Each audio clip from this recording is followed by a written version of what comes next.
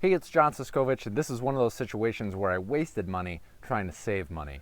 I want to show you a really good product that is a workaround and more inexpensive workaround for using full-on forks on the front of your tractor, and why it just failed for me.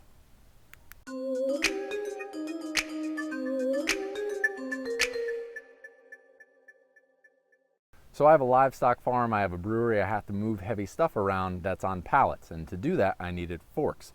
I was researching buying forks when I first got here. Didn't want to spend the full like $800 to $1,000 depending on the type of forks you want to get. Maybe it's $600 to $1,000 depending on your area of the country.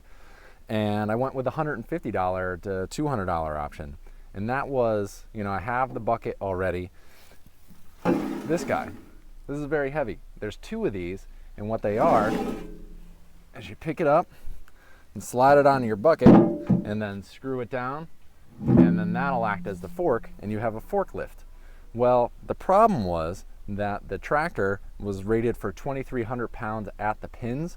Then you have the weight of the bucket, and then that 2,300 pounds is 18 inches off, starting here. So it just didn't have the force, because if you think of a lever, your strongest point, not necessarily over at the end, it's right here for lifting. My hand can't lift as much up as I can right here. So I couldn't lift up the weight I wanted, and with this, all that leverage on the bucket started to make my bucket bow a little bit when I had a heavy load, and over time that would have bent, and then I wouldn't have been able to grade things flatly. It would have bent or cracked my bucket. It was just a bad scene. So while these are good for light duty, they're very versatile. You can pick them up and take them on and off really easy. Store them in the tractor bucket if you're traveling around. But if I need to move a 2,000 pound pallet of grain, these just aren't going to cut it. I ended up a year later buying the full-on tractor forks for this that connected directly to the pins. I can lift everything I have to lift. It saves me time and energy, and I don't have to worry about my bucket. The money that I saved doing this, I would have spent $1,800 buying a new bucket, and then I would have had to buy the forks anyways. So if you're considering buying forks for the front of your tractor, if you only do light duty, then these might work for you. If you're going to do heavy duty, go full in and get those forks for the back or the front of your tractor. That's my time and money saving tip, my hard lesson learned.